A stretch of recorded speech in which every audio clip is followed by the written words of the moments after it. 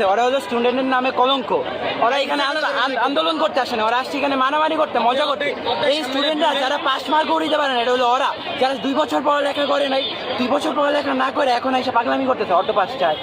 অনেক সামনে শুনেন দেখবেন অনেকের গলায় আইডি কার্ড ছাড়া আসছে কি উশৃঙ্খলা করতে আমাদের বেনিফিটটা তারা আশাই করতেছে। কালকে আন্দোলনের প্ল্যান করছে যারা, ওরা সিটি কলেজ, ঢাকা কলেজ, হাটিয়ালা স্টুডেন্ট।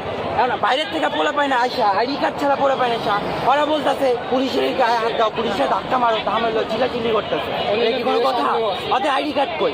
ওরা কোন কলেজে ধরতেছে না কেন? আরে ওরা ওদের ধরতে গেলে তো গায়ে আসে, মান সম্মান তো যেসব নিজের কাছে। আমার গলা দেখছেন, গলার কি অবস্থা, গলা ফাইটে গেছে। ওরা হলো স্টুডেন্টের নামে কলঙ্ক। ওরা এখানে আন্দোলন করতে আসে না, ওরা আসছে এখানে মারামারি করতে, মজা করতে।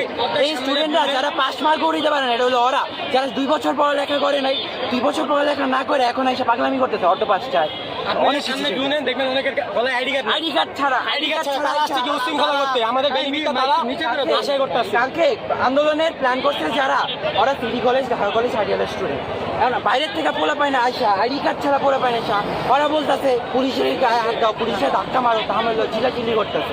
এটা কি কোনো কথা? ওদের আইডি কার্ড কই? ওরা কোন কলেজে ধরতেছে না কেন?